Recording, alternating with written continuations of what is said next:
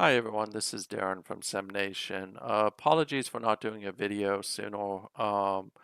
Work's been absolutely hectic and I've been under the weather with a pretty bad gravelly voice, which I wouldn't inflict on anybody. Anyways, I'm gonna drop a couple videos today and then drop a couple videos over the course of the next week and the following week. A lot of the videos are gonna focus more on finishing up Zero to Hero and then the pro football side of the game. For those who don't know, this is a recap video for SNCFL, which is SimNation's Draft Day Sports College Football 2025 Premier League. We do have another league, and I'll do a video on them, which is GMCFL. SNCFL is the older of the two leagues. It's the league that's been established for a while. Whereas GMCFL is a similar league, but in that league you can't use custom playbooks. You have to use your coach's playbooks. So it makes it a little bit harder. I'll put links for both in the video just so if you're interested. There are a lot of good teams available in SNCFL. There are a lot of teams available in GMCFL. SNCFL feeds WWPF, which is our premier Pro Football League. It's still in 2024. We're not going to move to 2025 until after this season coming, which ironically starts tonight. Um, GMCFL feeds into GMPFL, which is similar to GMCFL. Again, it's a coach league. You have to use your coach's playbook. There are some really good teams open there if you're interested in that style. That draft is going on. After the draft, that will move to Draft Day Sports Pro Football 2025. Only because I want to have one league in it, and that one seems like it may be the better of the two to go. But anyways, in the SNCFL, it's been a wild season. The first round of playoffs just completed. We're seeing some weirdness, which probably is associated with the new version of the game. I'll talk a little bit about there was one game that kind of irritated me just because of how it went down, but I'll talk about that in a second. But I'm looking at Week 16, which is the conference championships. As you can see, Clemson beat Virginia Tech. So this is Clemson, of course, is Matt. Matt's come back after a few years of retirement. Took over Clemson. I had Clemson at the beginning of the year, but turned him over to Matt because they were his team. And then he, of course, downed Bama, who's Virginia Tech, 48 to 32. Both teams end up making the playoffs. Definitely the win by Clemson helped them get in. I was kind of hoping Clemson would lose because it allowed Notre Dame to get in. I'll talk more about that later. Cincinnati versus Memphis. Yeah, so I think this was DWK at Cincinnati versus a really good Memphis team. Of course, this loss dropped Memphis out of the playoffs and put DWK in a pretty good position. 11 wins with Cincinnati is phenomenal, and he's done a great job there. In the rematch of the earlier season game, Iowa State edged out Colorado, so it's Shark versus me. That dropped Colorado a little bit in the playoffs rankings, which made it a little bit harder for them because they ended up going up against a really good team. It also allowed Iowa State to avoid a certain team in the first round where they weren't going to have to play Georgia, UCLA, or Maryland. So great job, Shark, in winning that. I think that may be his first Big 12 championship with Iowa State. So definitely he went. Iowa State, when he took it over, was one of the worst teams in the league. Maryland versus Nebraska. Funny thing about Nebraska is both the losses are to Maryland. So this was Skelter versus me. Maryland just completely owned Nebraska in this one. I think they owned them earlier in the season too. Maryland has a very good offense right now. Their defense at times can be suspect. But great job from Skelter with getting Nebraska into this game because traditionally it's been Iowa or one of the other teams that have gotten there, but he's really improved Nebraska since he took him over. Kind of the shock was the MAC championship. Brian has had a phenomenal season. It shows 13-1, but at this time he was 13-0. He had a perfect season, won the MAC championship, knocking off Stewart. And of course, this loss knocked Stewart out of the playoffs. which is a shock because Stewart normally has pretty much all of his teams in. So this would knock him back to like 23, and it put Kent State in a pretty good position to be able to have a good playoffs showing. UCLA, Stanford, this one was never going to be competitive in any award. Stanford's a CPU, pretty good team, but UCLA is definitely one of the better teams. Warden is one of the top rushers in the league. Reno's a pretty good quarterback. And that balanced attack is just something we're going to have to watch throughout the playoffs. Georgia versus Louisiana Monroe. Coming into this, the CPU would have said Louisiana Monroe. I probably would have said Georgia. Georgia's just one of those teams that's got all the tools right now. So at this point, of course, Louisiana Monroe was undefeated. So was Georgia. One of the two teams was going to leave not undefeated. And in this case, Shark won this one behind Williams. And then, of course, Laney is, I think Laney may be the top running back. It could be Warden. It's one of those two. But at the end of the day, yeah, Shark gets the win. But both teams go into the playoffs as pretty high seeds. Georgia Southern versus Coastal Carolina. This is DWK versus Shark. Shark won this one easily. Coastal Carolina is just a beast. Over time, I may start looking at to see if I need to move them out of the Sun Belt and move them somewhere else. I think the hardship is the most logical place to move them would be the ACC or the SEC. I can't move them into the SEC because Shark has Georgia.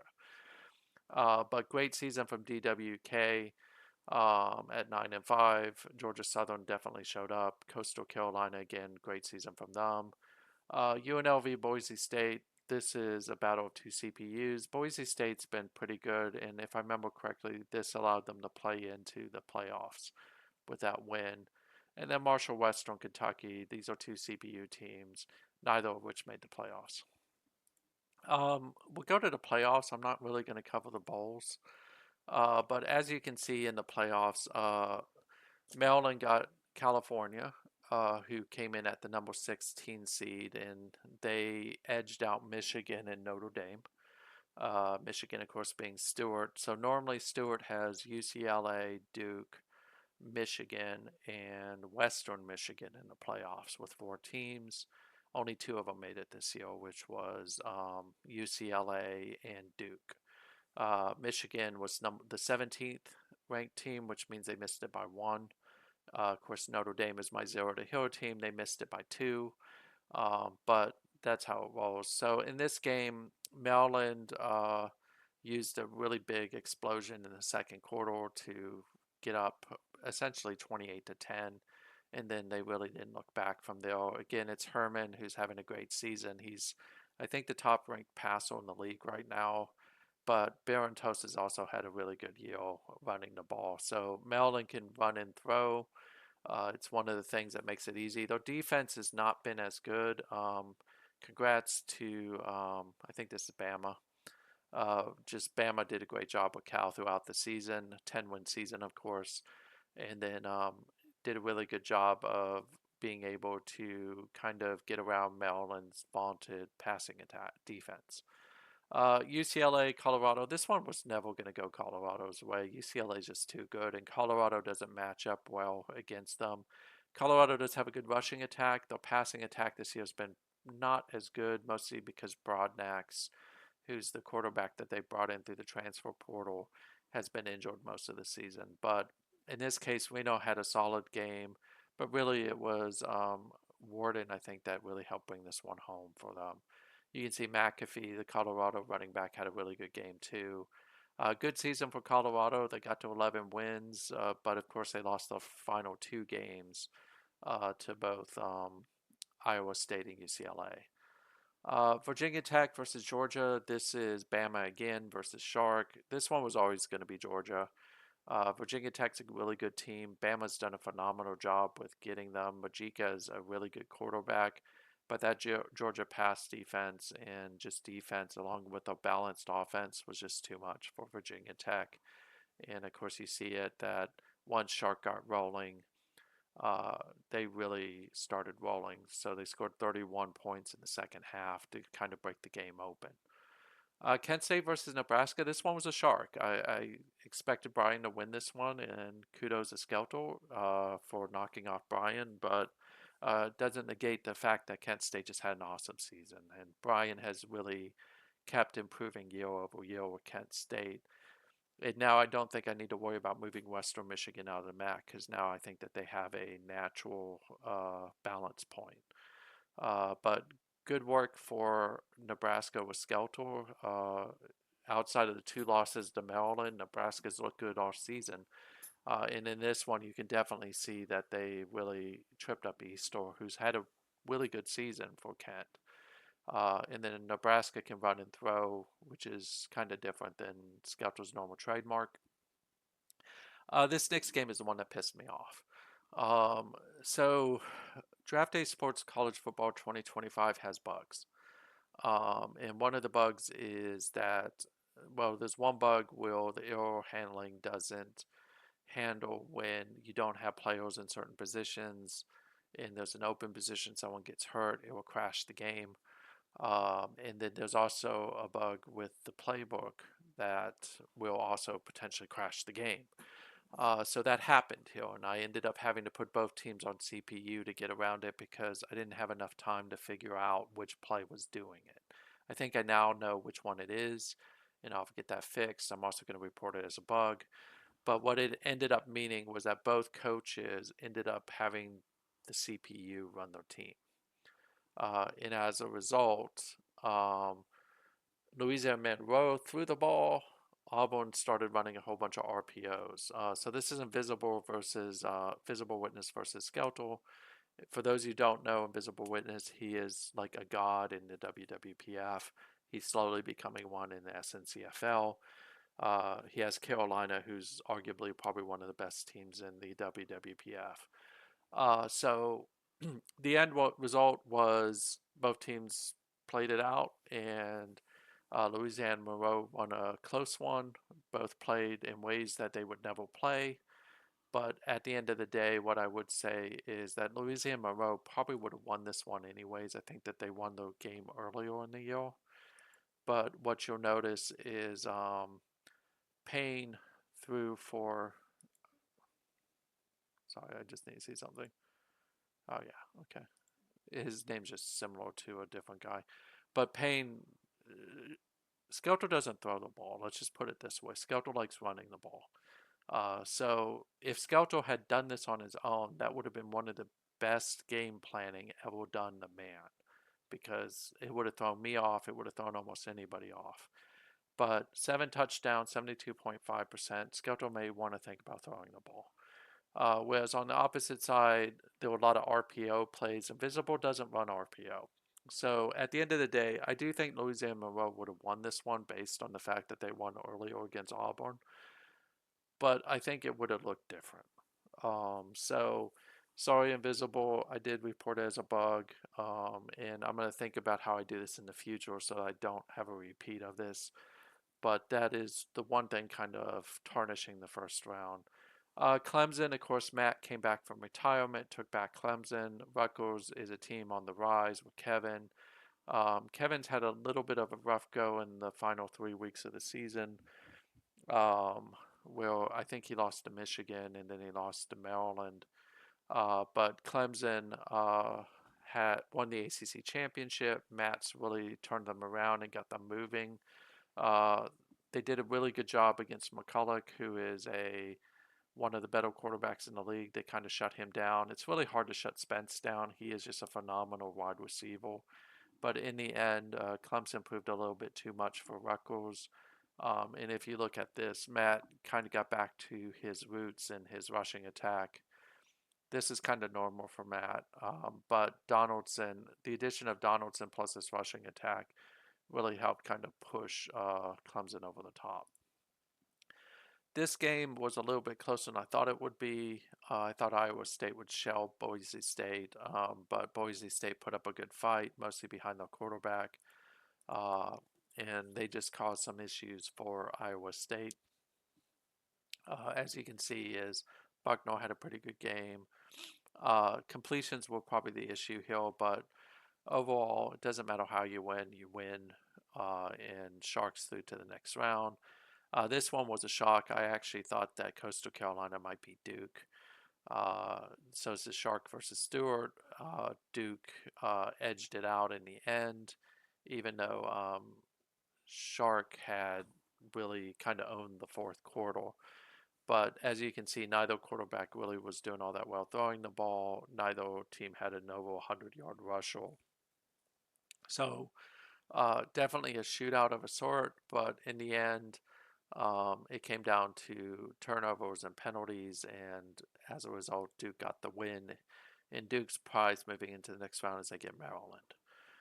If you look at this matchup, what you'll quickly notice is Maryland is one of the top teams in the league in offense, which makes sense given all the offensive weapons they have. Duke has got a pretty good defense. Maryland's defense is decent, but not quite as good as it's been in the past. The loss of Brogan at the beginning of the season really hurts, but as you can see, Duke is kind of banged up. Um, I think this one will just come down to game planning. If Stewart runs an abnormal game plan, I think that he can beat Maryland. Maryland is beatable this season, despite what they may look like on paper. Of course, the series goes to Maryland. They've only met once, and Maryland's 1-0 against them. But if you can disrupt Herman, I think you can win the game. But you have to be careful because Maryland does spread the ball and they do run. So while Barrentos is the leading rusher, you have to be careful about the other rushers in there as well, like Aquino and some others. And then on this side, Barton is someone that Mellon's going to have to keep control of. If Barton starts getting free or Bork gets open a lot, Mellon could be in trouble. And Bork may be a play because Mellon's secondary is not as good as it normally is. So in the end, I think Mellon wins this one, but I think it's close. I think it's probably going to be like a 2-touchdown score. But we'll see how that one plays out. Stewart versus Shark. Shark at Iowa State, Stewart at UCLA. As you can see again, Stewart has probably the best defense in the whole league. Now, you could argue that part of that has to do there aren't many human teams in the Pac-12, but that would be like overlooking how good they actually are. The pass, if they have to throw the ball, I think there could be a problem there, but they have a really phenomenal rushing attack led by Warden. You can see that he's almost at 2,000 yards, 27 touchdowns, not really big injuries, and that defense has stymied people. So, regardless of whether you think the Pac 12 is competitive or not, it's still a really good defense. I played them against Notre Dame, and he shut Notre Dame down. On the flip side, Iowa State is a similar type team. They're going to run the ball. They can throw the ball. Passing is not their forte, though. As you can see, both quarterbacks are kind of roughly similar to each other. The running backs are a little bit different, but also this is not really indicative of a lot because Shark does spread the wealth. The defense, I think, this is going to be a if Iowa State can keep this a defensive match, I think they have a chance. If it turns into a shootout, I don't think Iowa State has a chance. I think UCLA is essentially going to steamroll them. Shark is a very good coach. He knows how to game plan, so it'll be interesting to see. But so is Stewart. Stewart knows how to game plan as well. So this should be a really, really good game. I think it's going to be probably no different than 7 points. But again, if UCLA starts running the ball and they start running it well, I think that's going to be a little bit of a problem for Iowa State. So they need to shut down the run, try to force UCLA to throw the ball, because I think that's where you're going to have your best chance. If you're Iowa State, UCLA just needs to keep that running attack in check and kind of do something similar, force Iowa State to throw the ball, and then see what happens. If you look at it, for Shark, he does have some issues on his line that he's got to address. But again, I think this one's going to end up being close. And I think it's going to be more of a defensive game than most people think it is. And for Iowa State, I think that's what they're hoping for. Clemson versus Georgia. These two teams met earlier in the season, and it was really close. As you can see, both of them have quite a few injuries out there. Um, Augustin Williams is maybe one of those that's going to hurt a little bit. Uh, and I know a little bit more about Clemson because I had Clemson at one point, but really Clemson's strength right now is Donaldson, but don't overlook the rushing game. Matt is probably one of the best rushing game coaches there is. When he was in the league previously, he was the king of the rushing attack. Of course, back then it was rushing attack in the league, but he excelled at it. So it'll be interesting to see how he plays, and he's finally got a quarterback and a wide receiver core that can kind of match it. As you can see, they're really good against the rushing attack. So it'll be interesting to see because one of the things is Georgia's put up a lot of points this year. They are, I mean, 50 points average is just insane when you think about it. They are really good at racking up the yards. They rack up the yards on the ground, so that could play into Matt's ability to stop the run too. So when they played earlier, it was really close. I think Georgia may have more weapons than Clemson does. I think this one's going to be really, really close, like the first matchup was. But I think in the end, Georgia's just going to have a little bit more than Clemson does, and they win this one in a close one. But it honestly would not shock me if Clemson went upsets Georgia. Uh, but I do think if I had to call it, I would say Georgia wins by like a field goal.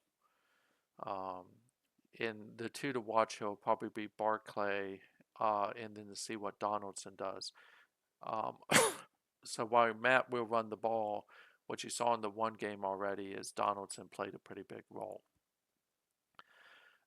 This is Skelter versus Skelter. Uh, I mean, Louisiana Monroe is Skelter's main team. They are rushing. They are one of the best rushing attacks in the league.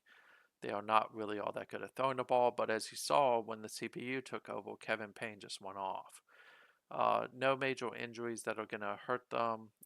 They are like Georgia. They are almost racking 50 points a game, only giving up almost 20. So this team has good on both sides of the ball. And then on Nebraska's defense, they're really good at rushing the ball. They're not good at passing the ball though. So defensive wise, again, strong defense, and that's a hallmark of Scout always normally has really good defenses.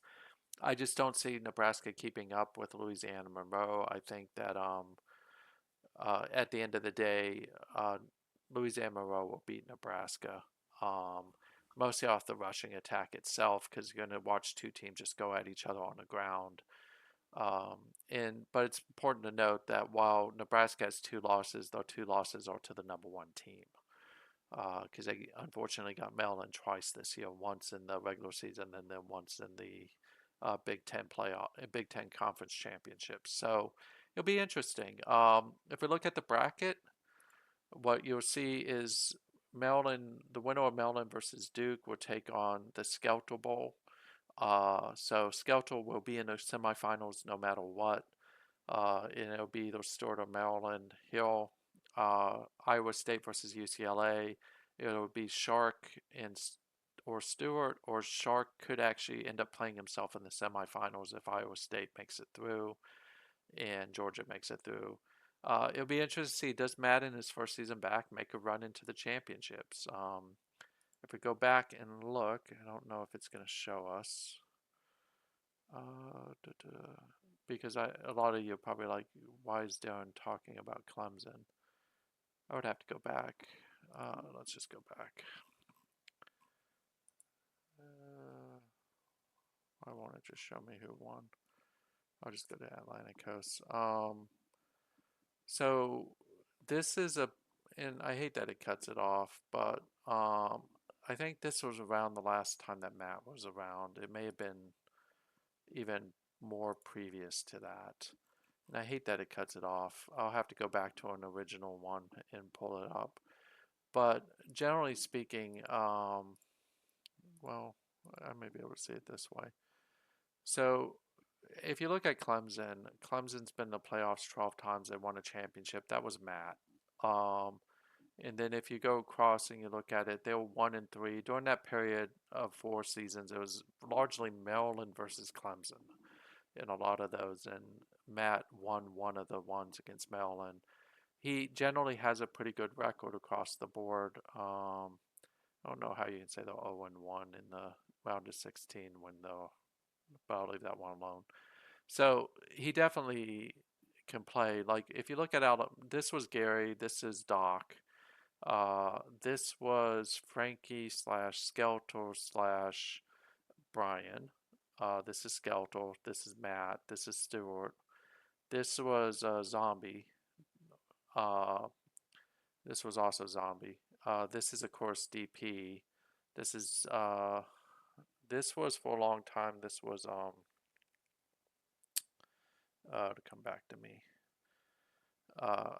It'll come back to me at some point. But this was also Matt for a long time as well. Matt had both Auburn and Clemson. So when I say Matt is a really good coach, that's what I'm basing it on. Of course, this was Frankie. Skelto had them for a while. I think Skelto may have had them for a while. But as you look across the different teams, what you can see is in the beginning with Alabama, it was all Doc. Doc was the god of SNCFL back in that day. You just didn't beat Doc. Doc won it almost every single season. I kind of wish he'd come back because he was just phenomenal. He was not only a great coach, he was a great person. That's why I'm happy to have Matt back. Um, but one of these days, I'd love to get Gary and Frankie, Doc, Matt.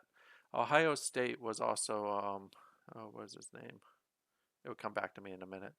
But there were a lot of great coaches, and as you can see, Clemson with Matt back may start shooting up. And is that the narrative for this season? Is he going to take them to the kind of the promised land, if you will?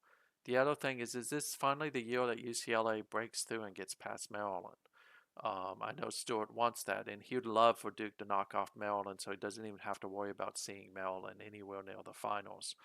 Louisiana Monroe has a good track record against Maryland. They have beaten Maryland. Nebraska has a horrible track record against Maryland. Maryland's pretty much owned them this whole season. Uh, is this the year that Iowa State, which was at the time that Shark took them, was the worst team in the league? Is this the year that they finally make it to the championship and maybe win it? Is this the year that Georgia finally breaks through and gets past UCLA or Iowa State and makes it to the championship and beats Maryland or beats whoever's going to make it from this side, whether it's Louisiana Monroe? I think Shark would rather see Louisiana Monroe though because Shark's already beaten them once. Or is this the year that Matt gets his second title and in his first season back kind of just pushes it through? So lots of good narratives for the rest of the season, and we'll see how that plays out. The finals will be next Saturday. I will live stream it. Um, and hopefully you all will think about joining our league. It's a great league, as you can see. There are a lot of really good coaches here, a lot of great stories. And I hope you enjoyed this video. I'll put the links in the video as well as for GMCFL. But thank you for your time tonight.